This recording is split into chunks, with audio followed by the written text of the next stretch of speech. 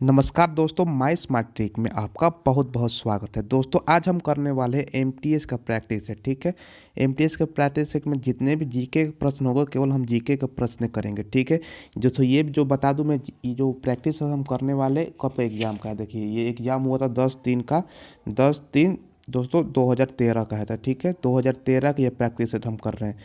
इसके बाद जो दोस्तों जो हुआ था 2017 में एग्ज़ाम, उसके बाद जो 19 में एग्ज़ाम हुआ था, उस सब का भी प्रैक्टिस सेट करेंगे। कमेंट में बताइएगा अगर आपको ज़रूरत हो। बाकी जो सब्जेक्ट है मैथ वगैरह इंग्लिश सबका ही हम प्रैक्टिस सेट करेंगे। तो ये 2013 का है, 10/3/2013 का प्रैक्टिस सेट। तो चलिए देख लेते हैं क्या क्या प्रश्न पूछा गया था। दोस्तों उस घड़ी थोड़ा सा क्वेश्चन का जो लेवल था थोड़ा आसान होता था, लेकिन जैसे जैसे एग्जाम बढ़ रहा है मतलब दोस्तों कंपटीशन बढ़ रहा था, क्वेश्चन भी टफ होने जा रहा है। ठीक है, तो देख लेते। देखिए प्रश्न दोस्तों थोड़ा सा इसको जूम में कर लेता हूँ।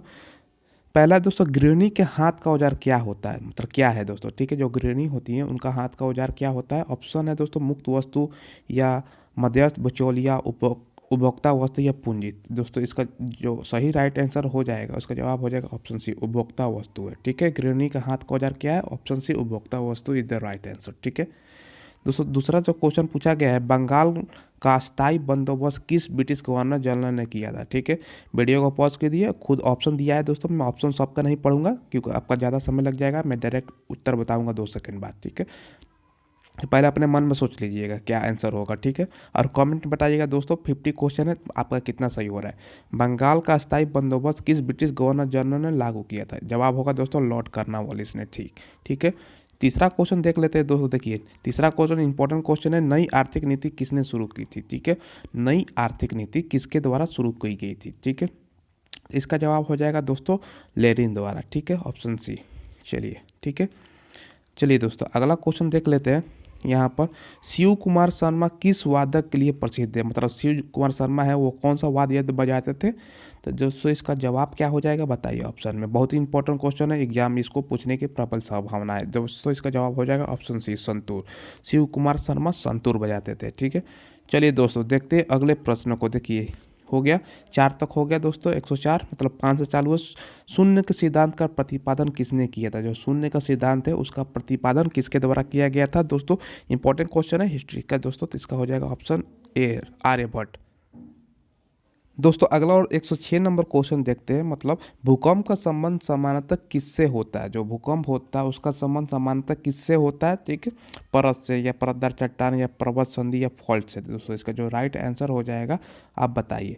इसका जवाब हो जाएगा ऑप्शन डी, फॉल्ट से। ठीक है, भूकंप का संबंध किससे होता है, फॉल्ट से होता है। ठीक है, चलिए दोस्तों बढ़ते हैं अगले क्वेश्चन को देख लेते हैं क्या है।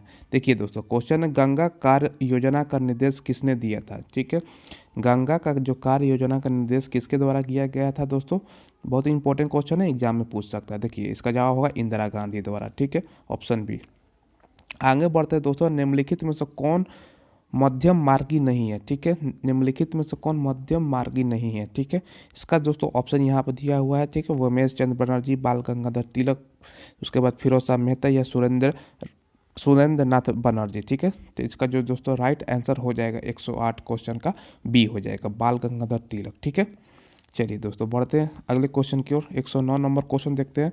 अ सोल्जर जर्नल पुस्तक किसके द्वारा लिखा गया। अ सोल्जर्स जर्नल पुस्तक किसके द्वारा लिखा गया है। इंपॉर्टेंट क्वेश्चन ये भी है दोस्तों। इसका जो राइट आंसर हो जाएगा ऑप्शन डी हो जाएगा, जनरल जे सिंह। जनरल जे सिंह द्वारा कौन सा पुस्तक लिखा गया है, अ सोल्जर जर्नल। ठीक है, चलिए दोस्तों बढ़ते हैं अगले प्रश्न को देख लेते हैं। देखिए ये दोस्तों 110 क्वेश्चन है। देखिए 3000 अंतर्राष्ट्रीय रनों का रिकॉर्ड बनाया हाल ही में 2013 में। दोस्तों ये क्वेश्चन मतलब एग्जाम हुआ था उसका क्वेश्चन है, तो उस घड़ी का करंट अफेयर पढ़ने से कोई फायदा नहीं, इसको इग्नोर करते हैं। चलिए आगे बढ़ते हैं दोस्तों। हाल ही में गिरफ्तार किया जाने वाले हसन अली कौन है। ठीक है, ये भी दोस्तों एक तरह का करंट अफेयर का प्रश्न हो गया, तो इसको भी इग्नोर कर दीजिएगा। ठीक है, हसन अली असल में ऑप्शन सी हो जाएगा, स्टॉट फॉर्म ऑनर थे। ठीक है, इसको मैं बता देता हूँ। ठीक है, आपको जानकारी के लिए। ठीक है, 12 नंबर क्वेश्चन देख लेते हैं। भारत में निर्वाचन सूची तैयार करने की जिम्मेदारी किसकी होती है। जो निर्वाचन मतदाता सूची होता है कौन किसके द्वारा तैयार किया जाता है। इसका जवाब हो जाएगा दोस्तों निर्वाचन आयोग, ऑप्शन ए। ठीक है, चलिए दोस्तों बढ़ते हैं 13 नंबर क्वेश्चन को देख लेते हैं। थोड़ा सा जूम कर लेता हूँ। निम्नलिखित में से कौन सा विटामिन प्रति ऑक्सीकारक है। ठीक है, कौन सा विटामिन प्रति ऑक्सीकारक है। देखिए vitamin B, vitamin D, vitamin K या विटामिन सी। ठीक है, तो ऑप्शन है आपके पास दोस्तों इसका जो राइट आंसर हो जाएगा ऑप्शन सी हो जाएगा, विटामिन सी। ठीक है, विटामिन सी विटामिन ऑक्सीकारक होता है, विटामिन प्रति ऑक्सीकारक होता है। ठीक है, इंपॉर्टेंट क्वेश्चन है। चलिए दोस्तों देख लेते हैं 14 नंबर क्वेश्चन को। ठीक है, 114, रेडियोधर्मी तत्व किसका उत्सर्जन करते हैं? जो रेडियोधर्मी तत्व होते हैं किसका उत्सर्जन करते हैं?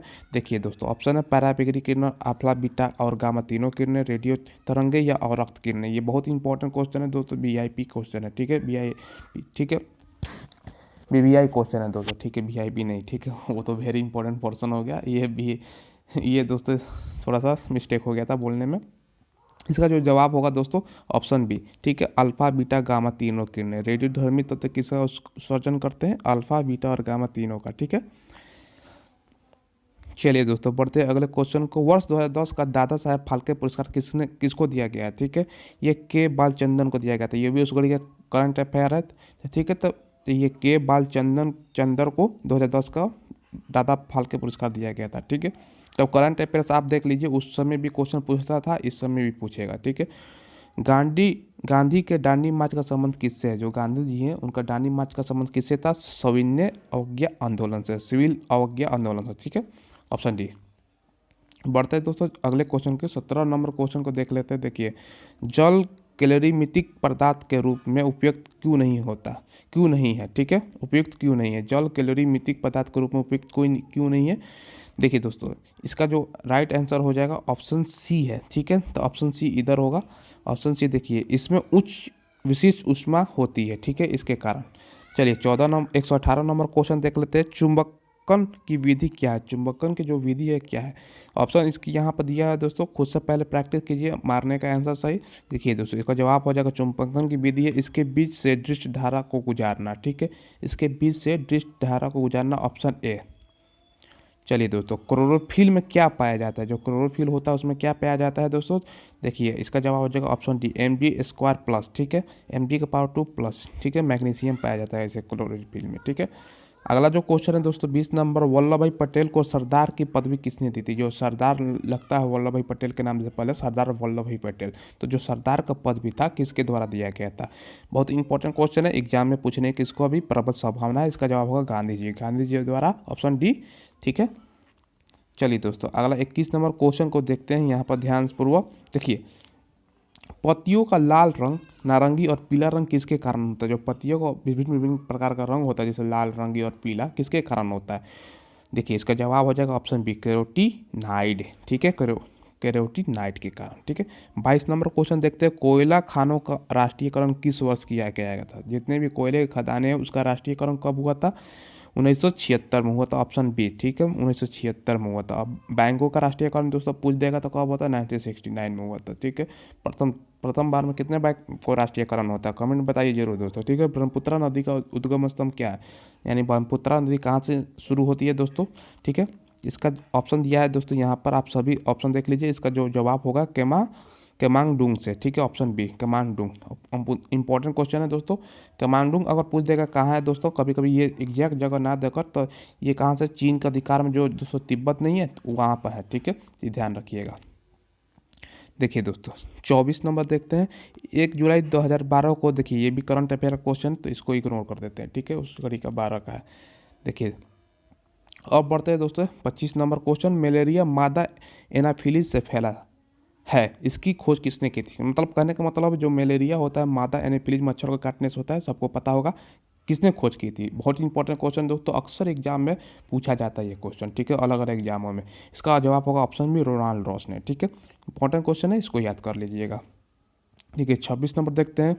विंडोज में add review program and new hardware modem आदि जैसे आइकॉन क्या कहलाते हैं? ठीक है, इसका जवाब होगा कंट्रोल पैनल कहलाते हैं। ठीक है, याद कर लीजिएगा।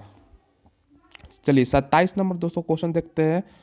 देखिए, an inquiry into the nature and causes of wealth of nation. देखिए बहुत ही लंबा है दोस्तों, इसको शॉर्ट में देता है। देखिए, वेल्थ ऑफ नेशन पुस्तक किसके द्वारा लिखा गया है? ठीक है, ये सब ना देखो। ठीक है, वेल्थ ऑफ नेशन पुस्तक किसके द्वारा लिखा गया है? एडम स्मिथ द्वारा। ठीक है, तो ध्यान दीजिएगा दोस्तों, इंपॉर्टेंट क्वेश्चन ये भी हो गया। आगे बढ़ते हैं दोस्तों 28 नंबर क्वेश्चन को, क्रूड ऑयल को कभी कभी मधुर क्यों कहा जाता है। देखिए ठीक है दोस्तों, इसका जो राइट आंसर हो जाएगा, देखिए ऑप्शन है, ये कम अम्लीय होता है, ये कम क्षारीय होता है, ठीक है। इसके अलावा जो बाकी ऑप्शन है यहाँ पे होगा, 1 मिनट देख लेते हैं। देखिए यह शर्करा के घुलने के स्वाद में मधुर होता है, यह शर्करा घुलने के स्वाद में मधुर होता है, यह सल्फर के अंश कम होने के मधुर होता है। तो इसका जो राइट आंसर हो जाएगा ऑप्शन डी, ठीक है। Option D is the right answer, यह सल्फर का अंश कम होने की मधुर होता है, ठीक है। चलिए दोस्तों 29 नंबर क्वेश्चन को देख लेते हैं, थोड़ा सा जूम कर लेता हूँ। देखिए चिल्का झील कहाँ स्थित है, ठीक है। चिल्का झील कहाँ स्थित है, हम लोग बचपन में खेले होंगे दोस्तों चील उड़, तो चील उड़ता है, ठीक है। तो चील तो एक पक्षी होता है दोस्तों, ठीक है। तो उड़ीसा में एक तरह, ठीक है। चील उड़ गया उड़ीसा, ठीक है। चिल्का झील उड़ीसा में, ठीक है। चलिए दोस्तों, भारत सरकार ने निम्नलिखित मतलब किस कार्यक्रम का उद्देश्य, मतलब भारत सरकार का निम्नलिखित मतलब किस कार्यक्रम का उद्देश्य गरीबी रेखा के नीचे रहने वाले ग्रामीण परिवारों के लिए निवास गृहों का निर्माण करना अथवा उनका उन्नत करना है, ठीक है। इसका जवाब हो जाएगा, देखिए इंदिरा आवास योजना। सभी को पता होगा, जो गरीब हमारे भाई बहन रहते हैं उनके लिए इंदिरा आवास योजना से चलाया गया है सरकार के द्वारा, ठीक है। चलिए दोस्तों 31 नंबर क्वेश्चन देख लेते हैं। देखिए यहाँ पे है, उष्मा विकिरण का अमान्य लक्षण यह है कि यह यात्रा करती है, ठीक है। दोस्तों इसका जो राइट आंसर हो जाएगा ऑप्शन बी, जिस माध्यम से गुजरता है उसे गर्म कर देता है, यानी हॉट कर देता है, गर्म कर देता है, ठीक है। गर्म कर देता है। उष्मा विकिरण का अमान्य लक्षण यह है कि जो यह माध्यम से जिस माध्यम से गुजरता है उसे गर्म कर देता है, ठीक है। Option B. देखिए 32 नंबर क्वेश्चन को इसको देख लेते हैं, थोड़ा सा यहाँ पर जूम कर लेता हूँ बीच में लिया कर। नग्न मतलब खुले आंखों से देखे जा सकने वाले कोषाणु का सबसे छोटा आकार क्या होता है। नग्न मतलब खुले आंखों से, ठीक है। ऑप्शन बी ए हो जाएगा। देखिए ऑप्शन ए 100 माइक्रोन, ठीक है, 100 माइक्रोन। नग्न आंखों से देखे जा सकने वाले कोषाणु का सबसे छोटा आकार होता है 100 माइक्रोन, ठीक है। Option A. देखिए अब 33 नंबर को देखते हैं, हवा में पनपने वाले प्राणियों को क्या कहा जाता है। जो हवा में प्राणी पनपते हैं उसको क्या कहा जाता है, उड़नशील। ऑप्शन बी उड़नशील, ठीक है। इस प्रकार के प्रश्न एमटीएस में पूछेंगे दोस्तों, ठीक है। याद कीजिए इसको और बताइए आपका खुद का कितना सही हो रहा था खुद से, ठीक है। इंदिरा पॉइंट किसकी दक्षिणी नोक है, ठीक है। इंदिरा पॉइंट किसकी दक्षिणी नोक है। देखिए भारत का जो दक्षिणी नोक है वो कहाँ है दोस्तों, इंदिरा पॉइंट के नाम से जानते हैं, अंडमान और निकोबार द्वीप समूह में है, ठीक है। आप मैप में अगर सर्च मारिएगा इंदिरा पॉइंट, जो भारत का आखिरी छोर होगा दोस्तों, मैप में मार के देखिएगा, अंडमान निकोबार द्वीप के जो आखिरी छोर है वहाँ पर इंदिरा पॉइंट है, ठीक है, दक्षिणी छोर में। चलिए दोस्तों आगे बढ़ते हैं, 35 नंबर क्वेश्चन देखते हैं, ठीक है। 35, India from my dreams, India of my dreams, ठीक है। इंडिया ऑफ माई ड्रीम्स के लेखक कौन है, ठीक है।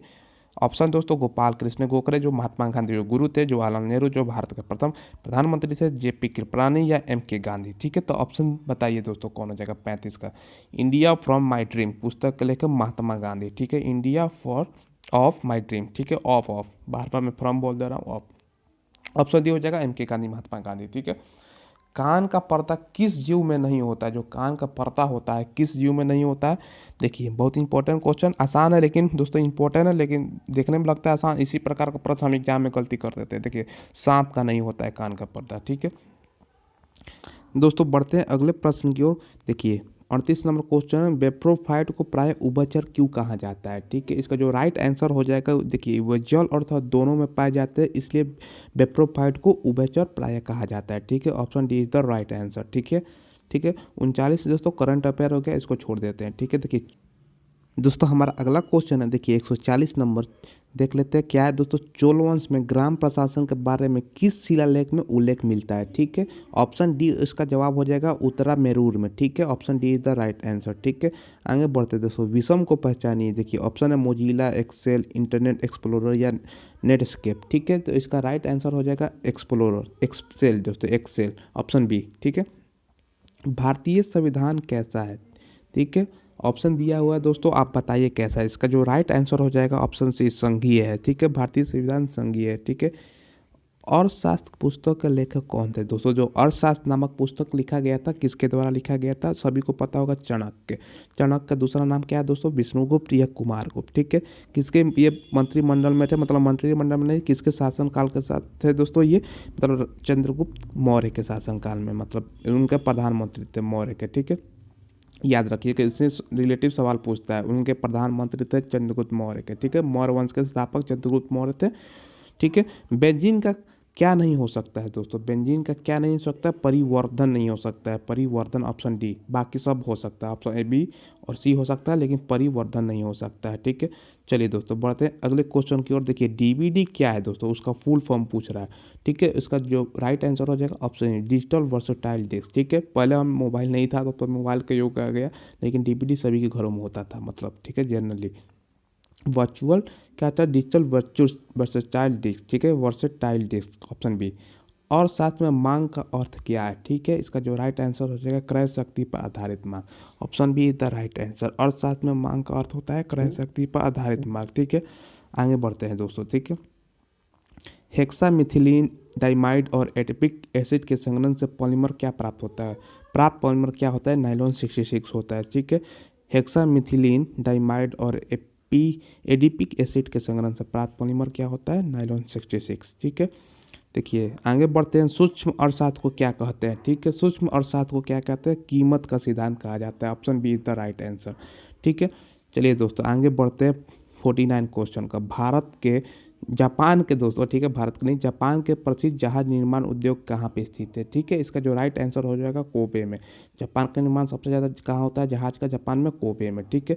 50 नंबर। और आज का आखिरी प्रश्न देखते हैं, संबंधित मध्य युग में के क्रांति कोण से अधिक आपतन कोण का संगम में विरल माध्यम की ओर जाने वाले प्रकाश किरण क्या कहा जाता है, ठीक है। इसका जो राइट आंसर हो जाएगा समग्र आंतरिक परिवर्तन कहा जाता है, ठीक है।